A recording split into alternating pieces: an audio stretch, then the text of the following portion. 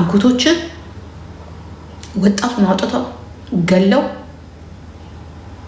ነይ ቁጭ በይ ብለው እናትየውን ሬሳ ላይ ያስቀመጡ አጎቶችን ነው የተቃወምኩት። ሬቻ ላይ ያ ባንድ ቀን 700 ወጣትን ገደል ያስገባውን አጎትን ነው የተቃወምኩት። አልተኮስኩበትም። እንኳን እኔ እዛ ያለው የኦሮሞ ህዝብ አልተኮሰበትም። ባዶ እጁን ነው ድንጋይ ወረወረ። ምን አባ ልታረግ ነው? ሁል ጊዜ ያ ለኢትዮጵያ ህዝብ የማይጠቅሙ ሁል ጊዜ የሚያስተላልፉት መልእክት በሙሉ አደገኛ ብላ ያልኩ አደገኛው መልእክታችን አጎትን ከቤተ መንግስት አስወጣቻለሁ። እናት ናት የነገረች፣ አባትን የነገረ መቀሌ ነበር ካደለ አንተ የሀብታም ትምህርት ቤት በምትማርበት ሰዓት የኦሮሞ ልጆች የአማራ ልጆች እንኳን የሀብታም ትምህርት ቤት አይደለም ሀብታም የኦሮሞ ሀብታም የማይኖርበት ነበር። የኦሮሞ ሀብታም ባለሀብት የሚሰደድበት ያኔ ነው። ገባክ? እኔ ድምፅ የሆንኩት ለህዝቤ የኦሮሞ ባለሀብት የሚሰደድበት፣ የኦሮሞ ባለሀብት የሚገደልበት፣ የኦሮሞ ምሁር የሚገደልበት ያንን ነው እየተቃወምከኝ ያለው።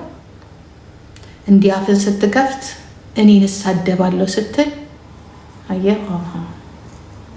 እኛን ኢቭን ዮናስም ማኛው ተቃዋሚዎች ናቸው።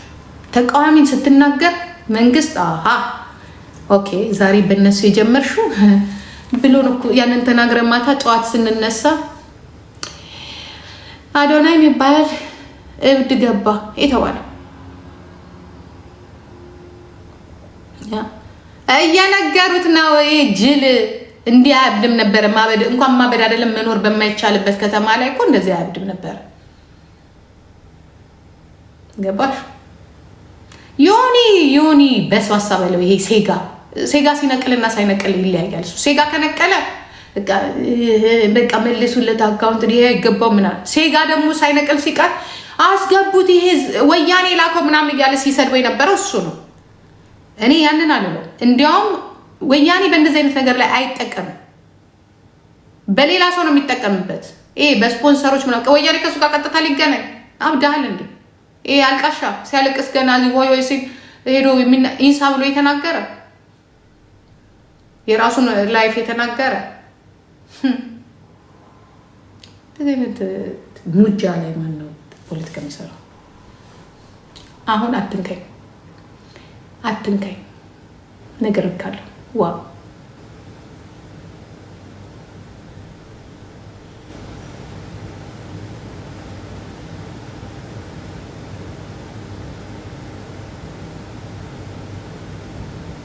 እኔ እንደዛ ነኝ። እኔ ቆይቶ እየቆረቆረኝ አይደለም። አንዴ ትናገረኛለህ ውስጥ ይገባል። ከዛ በኋላ ባገኘሁት ቁጥር በሙሉ ስቀጠቅጥህ ነው የምኖረው። ስትወድቅ በሙሉ ረግጠሃለሁ።